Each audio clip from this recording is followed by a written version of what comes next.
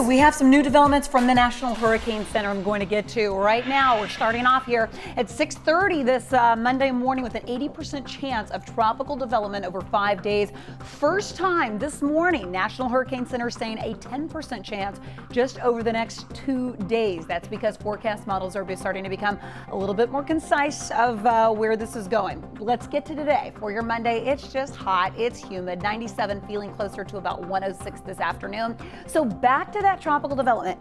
Here is what we know so far. All right, National Hurricane Center again gives us an 80% chance of development. Texas to Florida, the entire Gulf Coast really needs to stay on guard. Models have continued to shift westward, and that was the case even early this morning. They've continued to move that track even closer to the Texas-Louisiana border. That's what we'll be monitoring Friday through Sunday. Strength and tracks still remain extremely unclear, but really this time of the year stuff, you need to watch the forecast twice a day, and especially when we're watching the potential for any tropical development. Good information. All right, Cheetah, thank you. Let's go to our Chimney Rock camera because it is still a brutal drive for you on the west side of town. This is the inbound side of 5969 where you are barely seeing any movement. We had an earlier car fire. It's out. It's off the freeway. No longer an issue. And then a two-car crash that followed because of that chain reaction event that took place. That is also gone, but there is your aftermath. So it is much faster if you take the West Park Tollway, and people who watch every day, you know I rarely say that because the tollway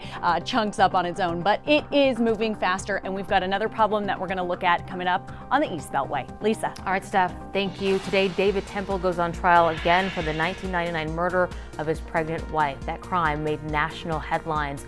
Our Janelle Fort is live at the courthouse ahead of today's opening statements. Janelle.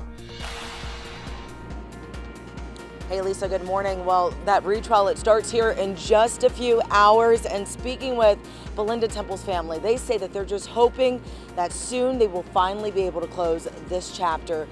David Temple, he's been out on bond since December of 2016.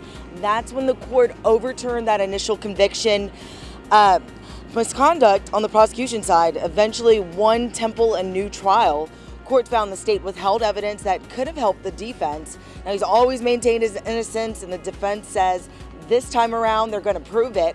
A little backstory here. Temple and his wife were college sweethearts. He was a football coach at Leaf Hastings High School, and she was a teacher in Katy. In 1999, an 8 months pregnant Belinda was found murdered in their Katy home. At the time, Temple was having an affair with a fellow teacher who he's now married to. Now, prosecutors argued he killed Belinda to get out of his marriage. A jury found Temple guilty in 2007. Now, the Texas Attorney General's office is acting as special prosecutor in this case. DA Kim Ogg has recused herself. As we said, this retrial starts in just a few hours. We'll have all the updates on KHOU.com. Look for those mobile push alerts. Send it back to you guys in the studio. All right, Janelle, thank you for that. Breaking news into our rush block right now. Gunmen shoot up a home overnight with several people inside. It happened on Shady Grove Lane in northwest Houston. A 21-year-old man who was sleeping inside got hit. He is expected to survive. Right now, it's unclear why the shooter targeted this home.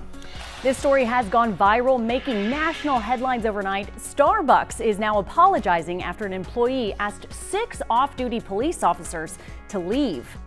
There was a customer that was felt unsafe, and she asked them if they could move out of that customer's sight or go. This happened on the 4th of July. The Tempe Officers Association president says the officers complied with that employee's request. The Officers Association posted on Twitter saying, quote, "This treatment of public safety workers could not be more disheartening.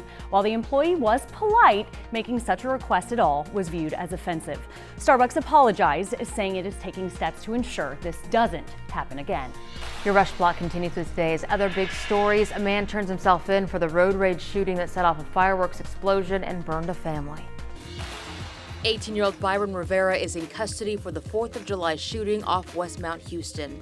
Authorities say he fired into a family's pickup, igniting the fireworks inside. 2 toddlers were seriously burned. The Harris County Sheriff's Office is expected to give an update this morning at 10 o'clock. A woman finds human remains during a walk through a Channelview park. She spotted a bone in Moncrief Park yesterday. A forensics team says the bones appear to be weathered, and they don't know yet how old they are. Residents on edge in Southern California after last week's 2 powerful earthquakes. You hear that rumble a little bit? Mother Nature let us know that, yeah, she's still boss. There have been thousands of aftershocks. There has not been any major infrastructure damage. It's kind of scary because you never know if it could actually happen again. There's adequate food and water because the facility is cleaned every day, because I know what our standards are. The acting head of the Department of Homeland Security defends conditions at border detention centers. On Twitter, the president blamed the media for exaggerating the conditions at those centers. Looking, cutting, shooting, go! Team USA repeats. Megan Rapinoe and Rose Lavelle scored in the second half to lift the U.S. over the Netherlands for the World Cup title. It's the 4th championship for the United States.